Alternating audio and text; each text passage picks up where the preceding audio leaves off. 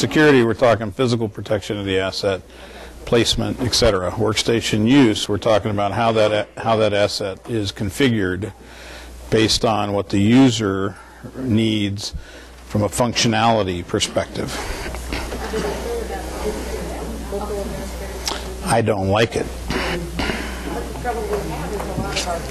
And we understand, we recognize that. So basically, it's like anything else. It's just you have to understand that, and you have to understand what that means with respect to that workstation, and and you have to use other ways of dealing with it. So as long as we acknowledge the threat. Well, and do something about it. In other words, you just can't acknowledge it and ignore it, right? So you can. So for those workstation, any workstation where the user doesn't require local admin rights shouldn't be there. You shouldn't have it, right? It should be documented if that requirement is there based on what the requirement is, right? And then when you look at your systems from an audit perspective, right? Those systems get audited more often than ones that don't have that problem. Right? So you compensate for it in terms of how you deal with it. Because what you're looking at is obviously that I can set timeout on all my systems, but then whoever's got admin rights to that system can go in and alter it. Right? Yes, on the Windows stuff, but not the applications. Right. But if they've got local admin rights, they can also store stuff locally. Yeah, so I have a risk of having PHI on that device, right? So I can. We'll wander aimlessly.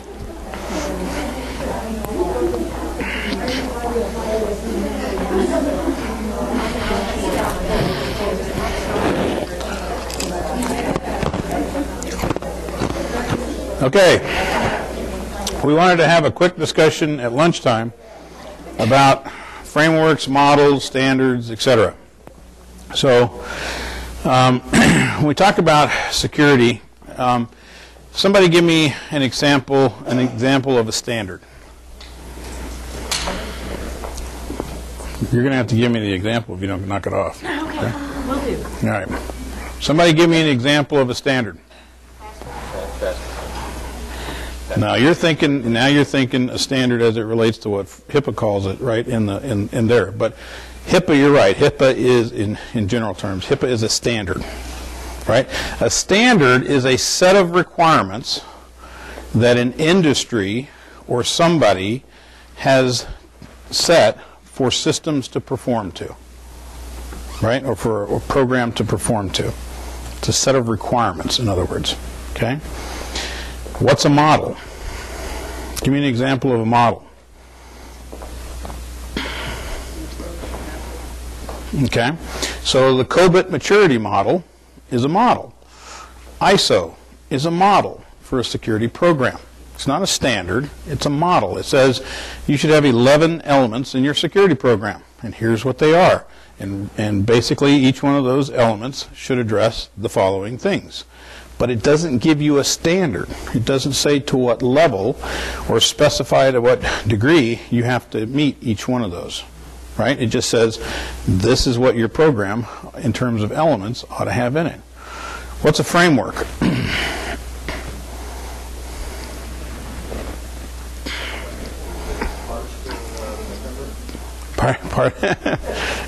So essentially, it's kind of a misnomer because model and framework get used interchangeably in security. So you can have a NIST. You can you'll hear it called a NIST framework.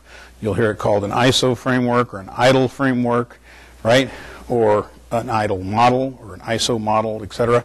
All they are really is different approaches to how you define what your security program looks like. Okay? But models and frameworks are very different than standards. Models and frameworks don't dictate anything. They just tell you what your program ought to address. Standards tell you how to address that particular element. Okay? So another example of a standard is PCI, or the Payment Card Industry Standard, right? And it's actually called the DSS, right? And what it does is it basically says that if you're whatever level vendor you are, you have certain requirements that you have to meet as a standard. You have to fill out a self-assessment questionnaire, for instance, if you're a level 3 or level 4 vendor. If you're a level 2 or a level 1, you have to have a QSA come in and actually do that assessment for you.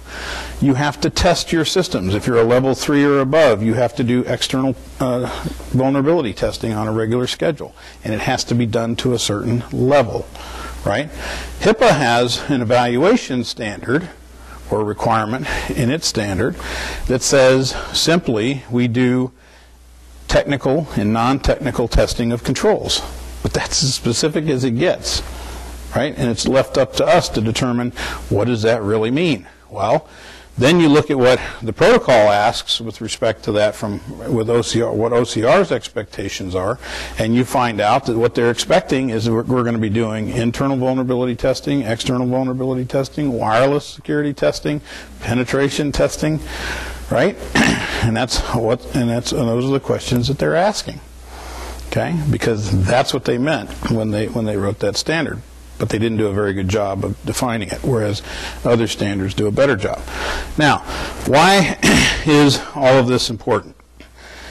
When you are faced with an audit or an investigation or a compliance review, you are going to be looking down the barrel of a government auditor, right? And that government auditor is calibrated to those NIST standards, those NIST guidelines. Okay? That's what they use. And there's a reason they use those. The federal government will never, ever evaluate anyone based on a commercial standard because they can't stand behind it. Whereas NIST, as an independent government agency responsible for standards and testing, right? There's rigorous controls and procedures and quality measures around what they do. Their entire existence is around developing guidelines for different levels of technology and standards for those things. So the government, so in this case OCR or HHS, always looks over to NIST when they look for a standard. That's why when you read anything that they write, when they start talking about requirements, say, for encryption in safe harbor under the breach notification rule, right? You have the requirement for destruction has to meet the NIST guideline 800-88. The requirement for encryption has to meet the NIST guidelines 800-111, 117, 118, right? Which deal with data at rest, data in motion, and data at the transport layer. Okay? They have to meet the FIPS, or the Federal Information Guidelines, with respect to 140-2 on encryption, on the encryption algorithm, meaning you have to use a system that has an algorithm as part of that encryption technology that meets the standard from the FIPS 140-2 perspective in order for you to achieve safe harbor. If you become an ACO, if your hospital becomes part of an ACO, you don't have to be FISMA certified, but you have to meet the FIPS 200 standard, which just happens to use the NIST 800-53 controls matrix, which, trust me, is not something you really want to do. But if you're going to become an ACO, that becomes part of your universe. Most organizations, most healthcare organizations, have what we call a matrixed or a hybrid set of standards that they have to be compliant with. They have state-level requirements that they have to meet, they have federal-level requirements, and they may have industry-level requirements. A lot of our hospitals accept credit card payments. If they're not doing that through point-of-sale systems that are PCA certified, then they have to meet PCI standard as part of their requirements. Somebody's got a phone going. If you have the HIPAA standard. You now have the high-tech requirements. You may have the FIPS requirements. You may have the FSMA requirements if you're part of an ACO. So most hospitals have multiple standards in terms of requirements that they have to meet. And then they can pick whatever framework or model that they want to use to define their program. Now, the model that we most often recommend to our hospitals is the ISO model. And there's a reason for that. ISO was developed in the industrial sector for services industries, right? Healthcare is a service industry. And it was designed for non-technical people, right? So that I could take security and explain it to somebody who wasn't in IT or who wasn't necessarily in security, and they would understand what the hell I'm talking about. Okay? IDLE, which is another model, another framework, is a customer-focused or customer service-focused framework. So in other words, where ISO looks at it and takes a regulatory approach to it, meaning what does the standard say we're supposed to do? Do we do it, yes or no? IDLE looks at it and says, what makes the customer happy? And it asks the question, not just are we doing it, but are we doing it fast enough? Are we doing it are we jumping high enough? Are we, are we providing it quick enough or whatever? I mean, are we doing it so that the customer is getting, is appreciating what we're doing, right? So some organizations like to use IDLE for that purpose. They want to know, are my customers happy? Okay? And when you ask CIOs who their customers are, who are their customers? The clinical staff, the physicians, the patients, management, external agencies, regulatory folks, etc. They have multiple customers that they're trying to satisfy. But the customer they're trying to satisfy most is the physician and the patient. Right? So they'll actually even use a hybrid model sometimes, and they'll have the majority of their program based on a NIST or an ISO model, which is very regulatory or requirements based, and then part of their program under an IDLE framework, where they have those instances where they're concerned about customer service. Right? Now I know I've made that very complicated. Let's make it really simple for a small organization. Okay. You need, whether you like it or not, you need to get familiar with the NIST guidelines. Okay? When you do a risk assessment, you must do a risk assessment that either meets or exceeds the NIST 800-30 requirement. We're going to talk about that later in terms of what that entails. But it's a 9-step process. You don't have to follow the NIST 800-30 process itself, but you have to follow a risk assessment process that at least has those same elements. Okay? You have to understand the NIST 800 series as it relates to media destruction and reuse, right? Because that's what you have to meet for safe harbor. You have to understand the NIST guidelines and the FIPS guidelines as it relates to encryption, because that's what you need to meet safe harbor. It's that simple, right? They're actually called out in those rules. So if you're going to buy a shredder or a degausser, or if you're going to hire a shredding company or a company to destroy your media and documents for you, you need to make sure that that technology that you acquire or that company that you contract with is using technology that meets that 800-88 standard. It's that simple. If you want to avoid notifications, you have to use encryption technologies in your systems that meet those various NIST guidelines and that FIPS 140-2 standard with respect to the algorithm. In Meaningful Use Stage 2, EHRs now have to deploy encryption that meets that guideline and that FIPS 140-2 standard. Okay? And there's a reason for that, because they want standardization, and they want these systems from an interoperability perspective to at some point talk to one another. If we're using different standards for doing things, when we start trying to connect people at the HIE level, right, or at the ACO level, etc., guess what happens? Interoperability doesn't work, because this guy's on one standard and that guy's on another standard, and those systems don't talk to one another. Okay? It's just like when you look at Meaningful Use Stage 2 and you see that there's a requirement in there for clock synchronization. You probably looked at that. I know all of you read it verbatim. You probably looked at that when you did and you said, why the hell do they care about the clocks? Right? That's a silly requirement. Is it really? What requires synchronization to work effectively? Two things. Interoperability of systems and auditing and monitoring. So if under accounting for disclosure, I want you to be able to produce an access list of who's had access to systems, I need all your systems synchronized.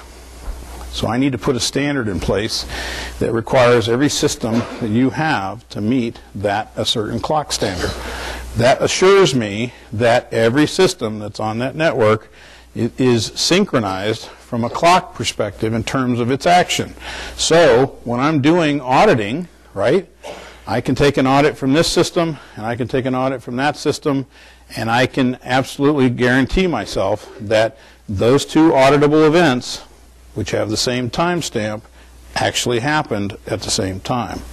Whereas if the clocks aren't synchronized, I could have two auditable events with the exact same timestamp, but that happened at two different times. That doesn't help me when I'm trying to verify things. Okay? So, very important, some of these requirements that we see in there that we don't think make a lot of sense. But those are standards. Those are things that the system or the program has to meet. HIPAA, unfortunately, is a crappy standard. Okay, we'll just get that out there. We'll be simple. And it really is, because it's not well defined. Many of the requirements in HIPAA seem and are extremely vague.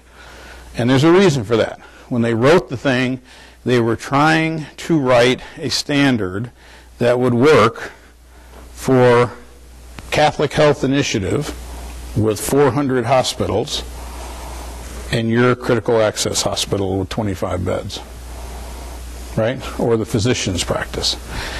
And it's almost impossible to do that, to write a standard that is broad enough to meet disparate environments, or environments that are that disparate in terms of what's going on. But that's why HIPAA was written the way it is. That's why the evaluation requirement just simply says technical and non-technical testing, right? In a small environment, I can do non-technical testing very, very simply. In a large enterprise, I cannot. It's a much different process. I'm going to have technology to assist me to do that, okay? So they left it intentionally vague like that. Now what's interesting is that when we start to add these other standards in there that may or may not apply to us, like for instance larger systems that are part of or implementing an ACO and now have to meet the FSMA standard, HIPAA just goes by the wayside, because if they're meeting the FIPS 200 standard, right, they're going way beyond anything that HIPAA ever required them to do. Okay, so again, that's why I say you want to, depending on who you are, what your environment is, what applies to you, you want to pick the simplest framework and the simplest matrix that you can for defining what your program ought to look like. And then build your program around that, not around the standard. And the reason I say that is because over time, the standards will change. So for instance, HIPAA came out, the privacy rule came out in 2003, the security rule came out in 2005. We had changes to it in 2006. We had changes to it in 2009. We had changes to it in 2011. We had changes to it in 2013. We will have changes to it beyond. And if we build our program on that standard, then we are constantly having to revise our program, right? Whereas if I pick a framework or a model to base my program on, like ISO, like IDLE, like NIST, right?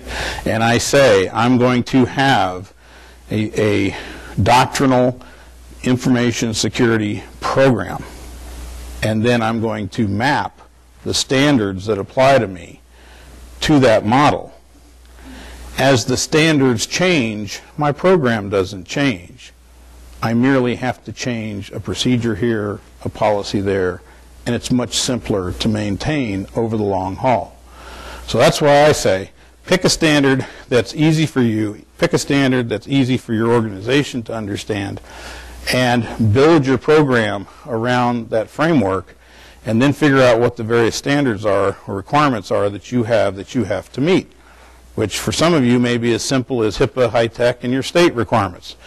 For others, for the lady back there in the green who's in a much bigger facility, she may actually have PCI requirements. She may have other requirements, right?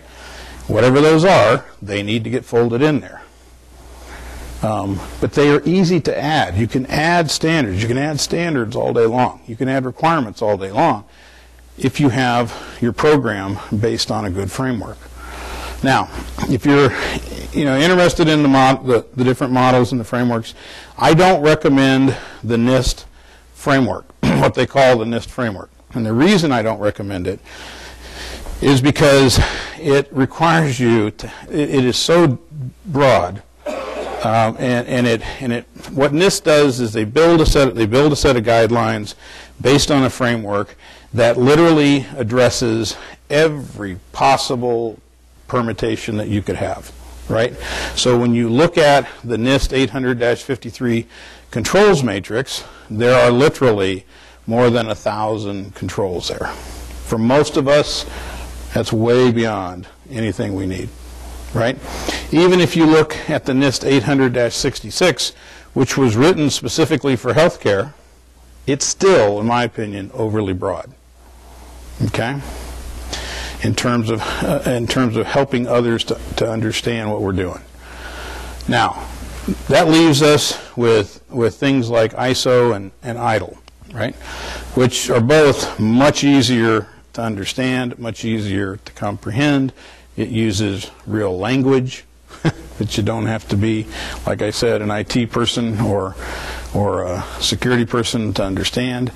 And it incorporates all the elements of a security program, and it allows you to map to any standard or set of requirements that you want to add underneath it. So it'll say in there that you need to have access control, but it doesn't define exactly what that is. So then you look at HIPAA, and you look at high-tech, and you look at meaningful use, and you look at whatever else you have, and you say, what level of access control must I have? And that's how you define that requirement underneath that framework, right? It talks about technical testing of systems. You can look at what HIPAA says in high-tech. You can look at what the OCR has said in the audit protocol, et cetera, and you can decide what type of testing do I need and what level is appropriate for me, right? For most small organizations, we typically don't see technical testing of the internal environment more than twice a year. Generally, it's once a year. On the external environment, we either see it twice a year or 4 times a year, but not more often than that. On large hospitals where we have thousands of systems, hundreds of servers, large, very large complex environments, we're testing every month. But we're not testing the entire environment. We're testing portions of the environment, right? Vulnerability management means something totally different in a large complex environment, right? But the point is, for each organization, regardless of their size, they can determine what is appropriate for them to do and then define it that way. So when you look at it, my recommendation if you haven't thought of this yet, is take a look. For most of the small organizations, I recommend that you take a look at the ISO model. It has 11 elements, starts with security management, ends with auditing and compliance. It's really simple. Basically says programs have to have these elements in them, right? And you can model HIPAA right to it. High tech, if you need it. We actually have matrix. The matrix is already developed, and I have no problem sharing those, and Adam can get them for you, so you don't have to do that grunt work. But that's what I would recommend. And the reason like I said, the reason I recommend that is that every year or every other year, we're going to get a new requirement. We're going to get a new standard. We're going to get a new law that's going to have a new set of requirements associated with it. I don't want to have to redefine my program every time something new comes out. I just want to be able to look at what I'm doing, figure out what I need to modify, or if I need to add something, and be done with it, right? And keep it simple. So that's really how those things come together. Now, some of you may have heard of a not a framework, but well, I guess they call it a framework. The high trust model that's out there, that is another example of a commercial model that was put together. The high trust model basically is a combination of HIPAA, PCI, ISO, and NIST guidelines. But the point is that you don't, it doesn't integrate those things, so you still have to do that. But I don't care what, and OCR, by the way, doesn't care what model you pick or what framework you pick. They really don't. They like to see that. It gives them more confidence that you've got a well-structured program, right? That you're not just addressing the HIPAA standard, if you will, that you actually have a program around it. And when you look at the protocol and you look at all the requirements that protocol covers, you quickly figure out that there's more there than what's in that HIPAA security rule, right? So the only way you can address all those things is if you implement a framework or a model that addresses those things, because HIPAA by itself isn't going to do that for you. But HIPAA was never designed to be a model or a framework. Now, I know this is kind of confusing because, I mean, I've been studying this stuff for 30 years and been dealing with it for that whole time. And for me, it's real simple because I've used them all and all that. But if you haven't used them, you start reading them and you quickly glaze over, very quickly, especially if you look at the NIST stuff. I mean, if you've ever looked at any NIST document, I love the guys at NIST dearly. They do a great job. They work hard. But they can write, and they have more diarrhea of the mouth in their manuals than you can shake a stick at. I mean, they can take a very simple subject and turn it into 20 pages better than anybody I know. For very large, complex environments, what they do is very, very useful. For smaller organizations, it's very hard to synthesize that back down to something that is useful. I think that's where the ISO model is much more appropriate, makes it a lot easier. When you look at the ISO model, there are essentially 134 control elements underneath those 11 domains in the ISO model.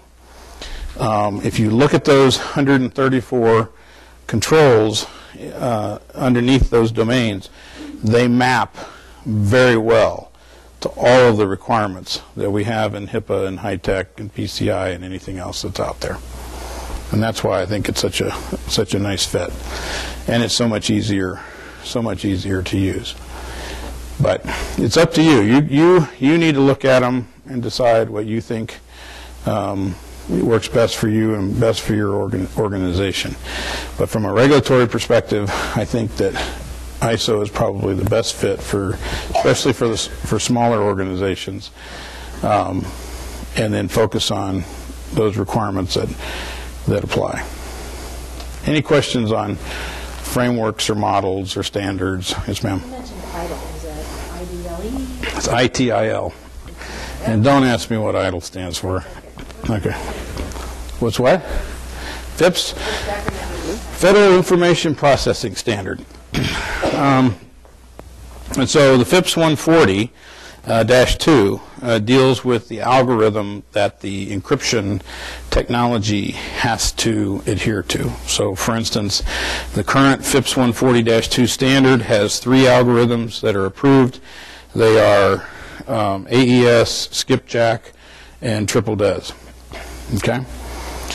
Basically, it's 254-bit encryption. You don't need to know that. All you need to know is that when you buy a piece of technology, or when you acquire a service that is going to be protecting your data, you ask them what standard is their encryption to, what guideline does it meet, and what FIPS standards does it meet, right? And if you don't hear FIPS 140-2, then it doesn't meet the federal standard. And if it doesn't meet the federal standard, then it doesn't meet safe harbor, which means if there's a breach, you're going to have to notify. Okay? Yes, ma'am.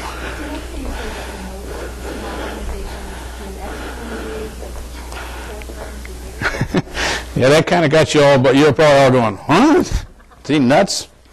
Yeah, interestingly enough, if you go into other regulated industries, like the banking space, for instance, right? Small community banks, which are clearly just as small as our critical access hospitals are, typically do an external test once a quarter, and they do an internal test twice a year. Okay?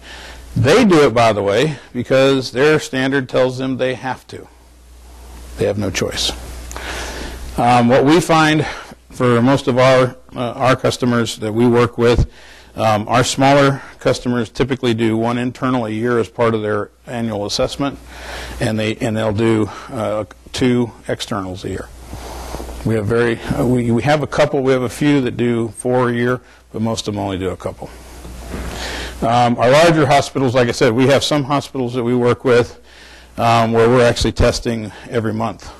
In fact, some hospitals we're testing multiple times a month. So, because we'll actually do some portion of their environment, both externally and internally, each month. And then throughout the month, when they deploy new systems or make changes in the environment, we'll go in and test those to make sure that they did it correctly. So it just depends on how complex your environment is and what your level of risk is. If you're dealing with multiple petabytes of data, right, as opposed to a single terabyte of data, makes a big difference in how often you test, right? If you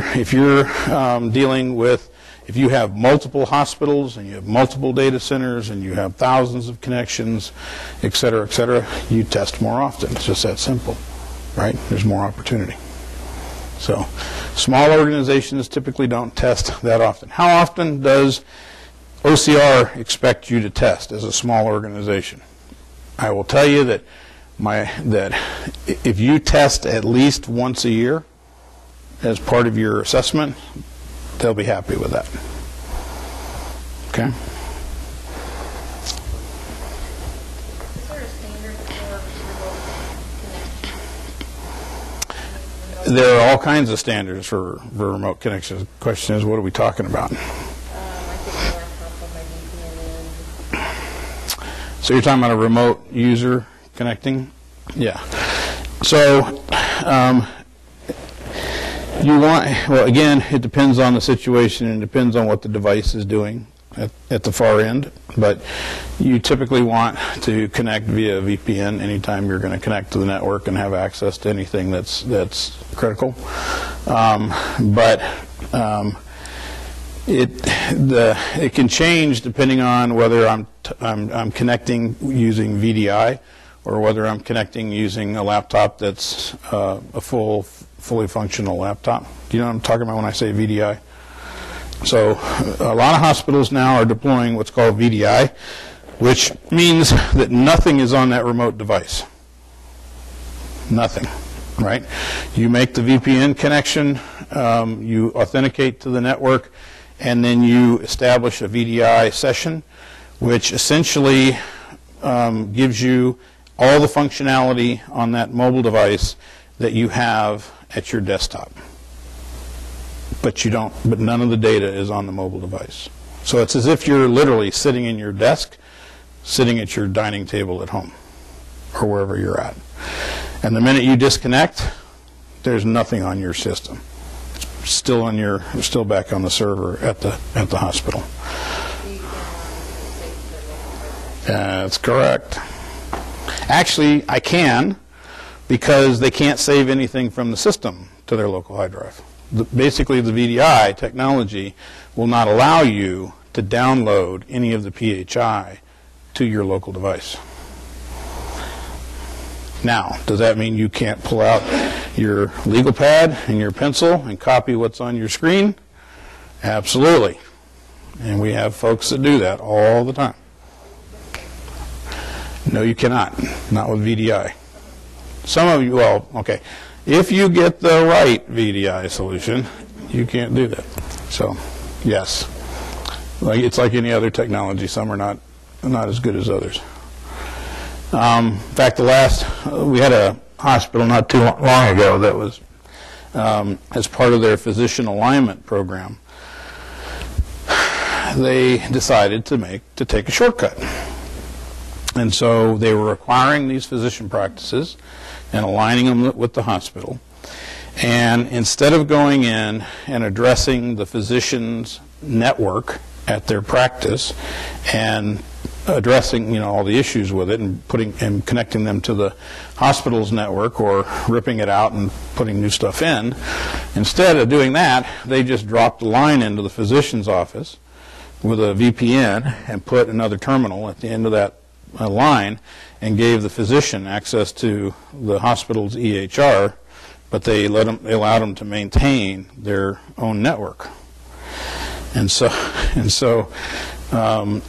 we had first instance that happened was we had a breach at one of the physician offices, which, because now the hospital owned the physician office, it wasn't the physician's office that had a breach, it was the hospital that had a breach, and it was because they had ignored the physician's network.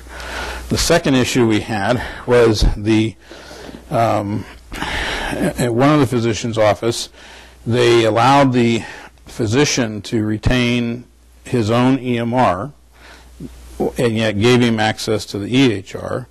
And so the person at that end was literally transferring data from the hospital's EHR to the physician's EMR, and just so happened every once in a while to copy down Social Security numbers and selling that to somebody who was committing identity theft. So after those two instances, they basically listened to us, and now we go in and we rip everything out of those physician practices that we buy or that they buy, and we control that network. Because when you buy them, you own them, and you own the risk. Kind of like that agent thing we talked about earlier. I have a question. Yep. Let's say you don't own them or buy them, but the day they're at your facility, your arrangement has you billing for all of their services and you're paying them there that day. They're using their EMR document. Okay. Who owns the risk? Actually, you still do, because if I understood your scenario correctly, they're there performing a service for you, and you're actually, well, I'm going to say you, whoever's doing this, hypothetically speaking, whoever's doing this is actually handling the information wrong by allowing them to use their EMR because it's not their data. They should have access to the hospital system. Now, there are arrangements where there are affiliations, and the physicians come in, provide a service, they do the billing and everything, and the hospital gets paid from the physician, right? But the hospital doesn't own the relationship or the doc or the patient or the service per se. They're just allowing the physician to use the facility, right? That is different than I think what you just described to me. Okay. All right, we ready to go on to the next topic?